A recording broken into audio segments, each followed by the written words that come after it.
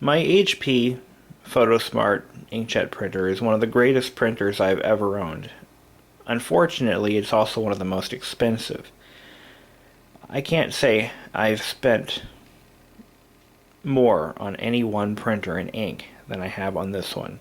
But it prints marvelous photos. But it's just too expensive to print, documents to. So, to supplement my printing needs, I have purchased the Brother HL2280DW. Actually, I would have never purchased this printer had I not received it as a gift. Actually got it from a real estate agent who, before she even took it out of the box, realized it was the wrong printer for her business because she does a lot of heavy printing. So I worked out a deal with her, and voila, here it is. Before I had this, I was using a LaserJet 1022 that I bought new in 2005, and I'd never replaced the cartridge in it. 6 years later, it was still full. Only printed about 1,000 pages on it. But anyway, this is my very first Brother product. I've never owned a Brother printer before. What shied me away from Brother was the fact that the imaging drum and the toner cartridge are sold separately. Unlike the HP or Canon designs, they are all in one unit. So when you replace the toner cartridge, which is this gray box right here, you actually have to reuse the imaging drum.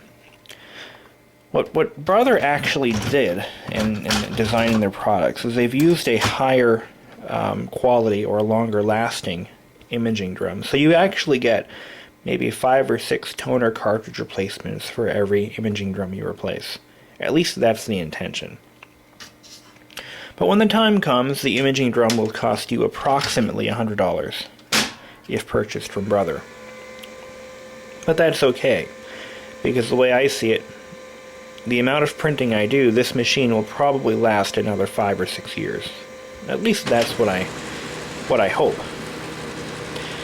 I know one particular small business that actually uses Brother printers and has for the past 12 years or so, and they swear by them.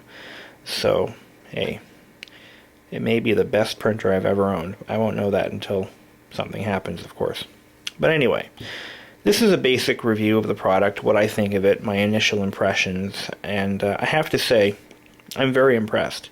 From coming off of a long stream of HP products, this is a pretty nice departure. It seems to be more thoughtfully designed, although the paper output tray is a little awkward to use. I'll show you what I mean. Let me go ahead and photocopy this card. And in the process, I'm going to show you just how fast this machine really is. So here we go. Make one copy.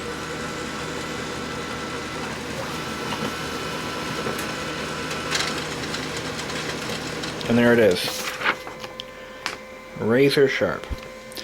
But if you notice, if I'm printing, I don't know, like 30 or 40 copies, I have to kind of reach in here to grab the paper. So what Brother has done is they've thoughtfully given you this feature here, which allows you to raise the flatbed, which gives you full access to the output tray. What I do like about the output tray design is that in a windy environment where you have fans or open windows in your office, the paper will not blow off the tray. In fact, it'll be right here for you to grab at your convenience. This is also my very first duplexing printer. So I have prepared a document that I'm going to print. It is a double-sided document, and I'm going to show you how easy it is to use the duplexing feature. Now this is a made-up resume, and I'm going to go ahead and print this in duplex mode. And if I check off this box right here, two-sided, and hit print, watch this. Now, I have used duplex printers before, but I've never owned one. It's now preparing the document for printing, and here it comes. Any second now.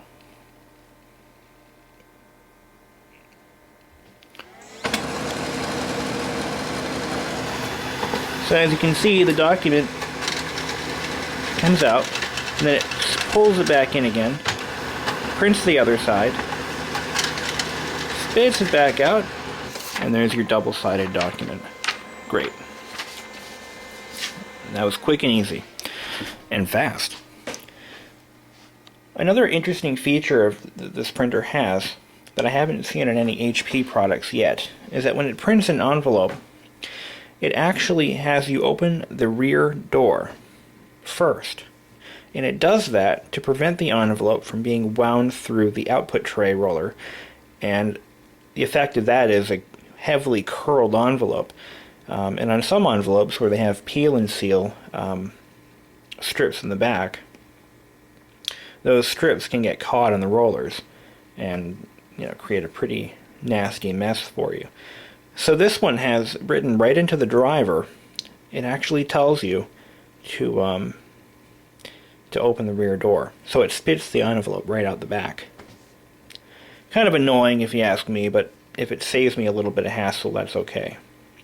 And just so you know, the envelope feeder is right here on the front. And these guides are fully adjustable. The paper tray is, I believe, about 250 pages in capacity. About 1/4 a ream of paper. And it will only accept up to letter size. But the guides, again, are fully adjustable, so if you have any custom sized papers, it'll take those too. Separation pad is right there. It'll be interesting to see how durable this printer is over the course of a few years. I had a trouble-free life with my HP. I'm hoping I have the same with this. But for what I paid, it can't be beat. Now the good thing is with this particular printer is it will accept a high capacity cartridge like this one here. And this cartridge can be had for around $60, between 60 and 70 bucks. This was actually given to me by the person who gave me the printer. She had bought it for the printer and had no use for it, so she said, here. Brand new, high capacity. It's an off-brand, but I have had great luck with off-brand cartridges on my HP, so I'm hoping I'll have the same luck on this one. Another reason I like this printer is that it has a automatic shutdown feature, which my LaserJet 2100 did not have. So my light bill was quite high for a few months before I realized where it was going to. That printer was not shutting down, it was actually staying on the entire time. It was powered up. Even though it is a black and white printer and a black and white copier, it is in fact a built-in color scanner as well. If I were to hook this up to the USB port on my computer, I could use it as a color scanner. Because my PhotoSmart printer is my dedicated scanning machine, I won't be using that feature at all. Overall, haven't had any trouble with it so far. I've had it about a month now, and very pleased with it. I mean, the quality seems to be as good or better than my HPs were, at least for the lower end units. This is not something I'd recommend for a large business or an office as a network printer, which is one of the reasons the real estate agent decided against it. Instead, we got her a nice high capacity color laser that they absolutely love, and that took care of all the functions in one machine. Originally, she had an older model HP color laser, one of the stacked cartridge models. It's just been a nightmare, and it leaks toner, it's noisy, it's heavy, it's gone now. So all that was replaced by a nice Canon all-in-one color laser. But I obviously benefited from that transaction because this thing is quite cool. The duplexing feature can be turned off or on for copying. That's all I have to say. So I hope you enjoy this review, and I have nothing else to show you. Oh, the power switch is right in the back there. It's actually on the side. So it's not in the most convenient location, which is good that it has an automatic shutdown feature. But if you're concerned about parasitic drain, this printer would be a heavy offender, as it does remain semi-powered up at all times. But if you're that concerned, you can always shut it off if you want to. It does have built-in wireless networking. I don't use that feature. I personally prefer to hardwire it to my router. It just works that much better. I've never used the wireless feature, so I can't really comment on that. But that seems to be the way a lot of the printer manufacturers are going. They're doing both wired and wireless printing. But if you hook it up to a wireless router, it becomes a wireless printer anyway. So there's no need for that feature. So anyway, enjoy.